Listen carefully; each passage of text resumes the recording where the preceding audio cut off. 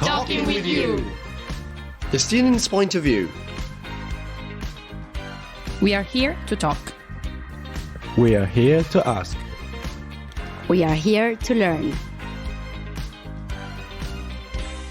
Welcome to our new episode of Talking with You, a podcast where the student's point of view matters. This show looks to extend the conversation of the topics discussed at the podcast of the Institut d'études européennes to the students, for the students, and by the students. At the same time, it seeks to give the students an open and safe space to discuss the topics that concerns us the most. My name is Martina. And my name is Felix, and we will be your hosts for today. In today's session, we will discuss a topic that has been very controversial for years and also very polarizing, but which makes it even more interesting to discuss. So we're going to talk about migration, and specifically like the migration of refugees to the EU, especially in the light of the recent developments at the EU level. Yes, and to do that, we have two guests with us today. Vega, newly elected co-president of SAIES and Europe. Hi. And Valentin Parys, member of the social board of SAIES and head delegate of the Speque for ULB. Hello.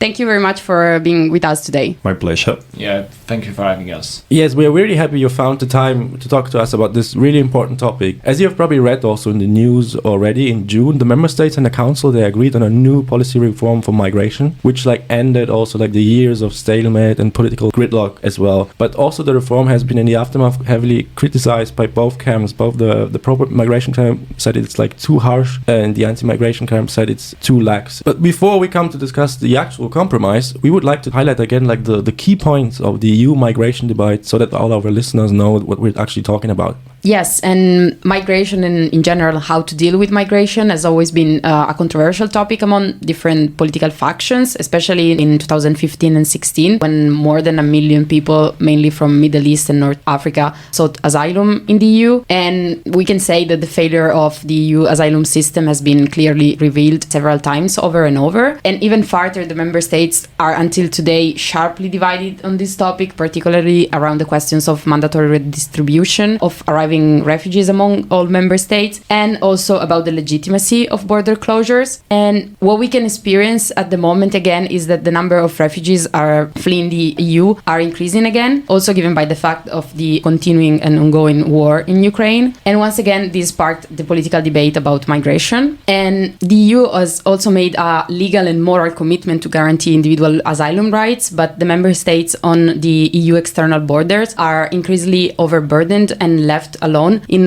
receiving and integrating refugees. And this has often caused deeply civil dissatisfaction with European solidarity and sometimes with the EU in general. And this generates tension that helped somehow to reach the great electoral success that right-wing, anti-immigration and Eurosceptic populist movements or parties in almost all EU member states in recent years.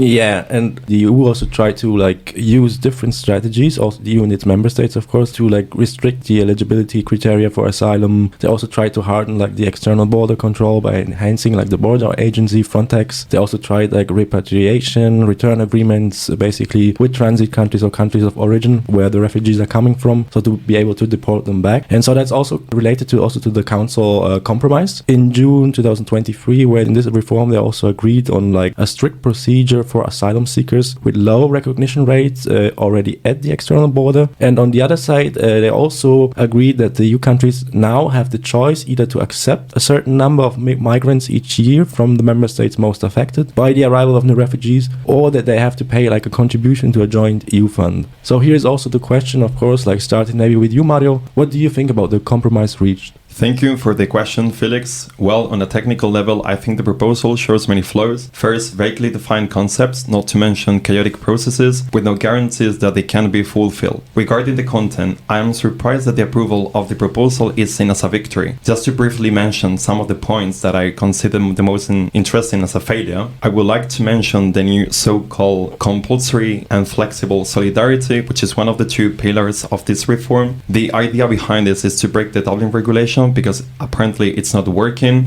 as some countries are not taking all the mandatory responsibility they should. However, the reform only introduces small changes, or rather reinforces what we had in the past, such as the idea of first country of arrival. The fact that solidarity is mandatory but flexible, it's key to understand that certain countries will not want to receive refugees and opt for payments. Others, who do not want either one of the other, are against it. In the end, there is no guarantee for the South that they will have fewer applicants in their territory, which, and I move to the next point, creates incentives for states at the border to reject applications more frequently and increase pushbacks. The second great pillar of this reform is the compulsory border process. Within this new proposal, we find the concept of safe country that is also quite vaguely defined. It's not clear at all, and it leaves countries with a huge margin of action. Countries like Italy requested that the concept of a safe country should be broadened. This concept refers to the fact that the states at the border, when they reject the applicant for not meeting the requirements, can return the applicant to the other side of the border, claiming that it's a safe country.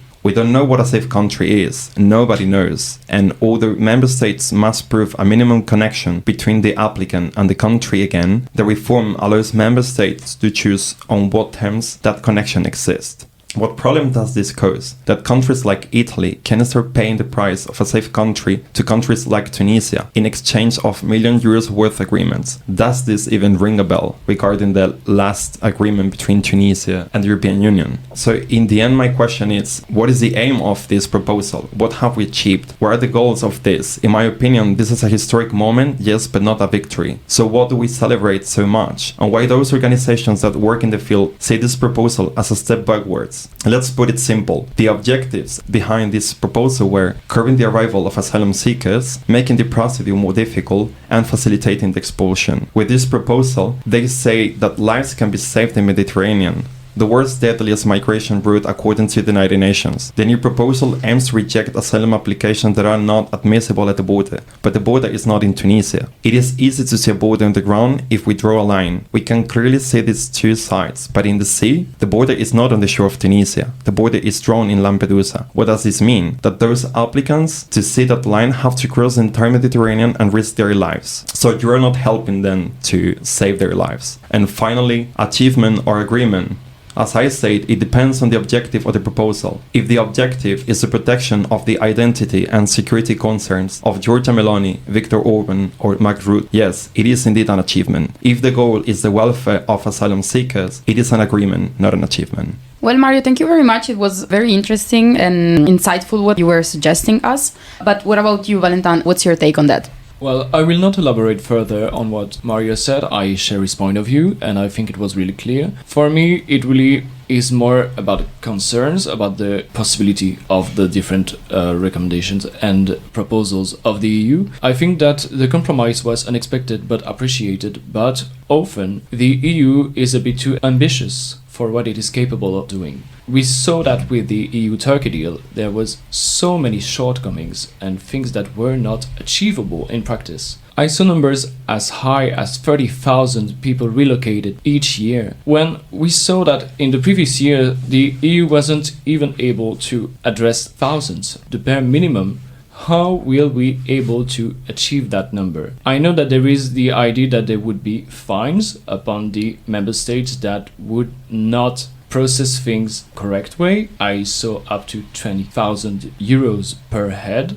But if the procedure is too slow, if there isn't the infrastructure to ensure that is a possibility, then everything falls apart. You cannot find a country if there isn't the possibility for it to do its job. Also, I'm just scared that we will just come back at the same situation, that we will use excuses. Also, there is the concern of Italy about the possibility of sending asylum seekers back to other countries than the one they were coming from. And that is something that seems to be agreed upon, that they would like to add more countries to the list of possible sending back options. But what about human rights? If you send back asylum seekers to countries where their rights aren't respected or even are worse than the one they left, what are we doing? What are we achieving? So in the end, I think it's a really nice plan. It's a really nice compromise, but it will depend on the different agreement and deals the EU will strike with those countries. I think that it's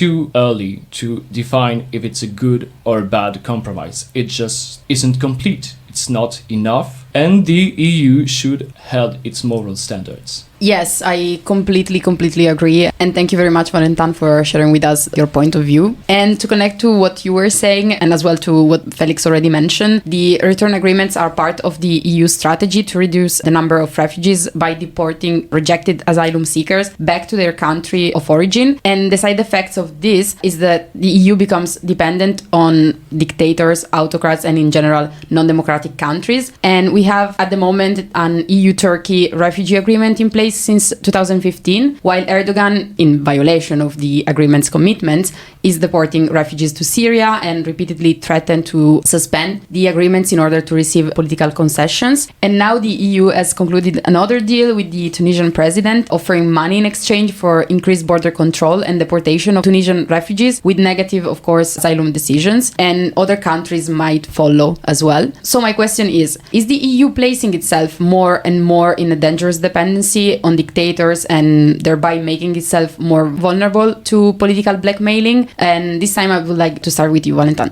So it's sure that there is a certain dependence on non-democratic regimes. We cannot avoid it, and we need those agreements because in the current state of affairs, it has to be done. But what we have to do is take control of those negotiations. The EU should not forget its moral standards. We have to hold up on human rights, fundamental rights for all our citizens, it's sure, but also for asylum seekers. We have to be the guardians of those values, and it has to be translated in those negotiations. We cannot have the same things that we had with Turkey. I was going to say that we achieved, but it's not an achievement. It was a failure. If we come to the same situation that we had with Erdogan, we are just doing the same thing over and over. If we have agreements, we have to be, as I said, in control. There is a need for reciprocity, but we have to put in place mechanisms to make sure that the EU protection is extended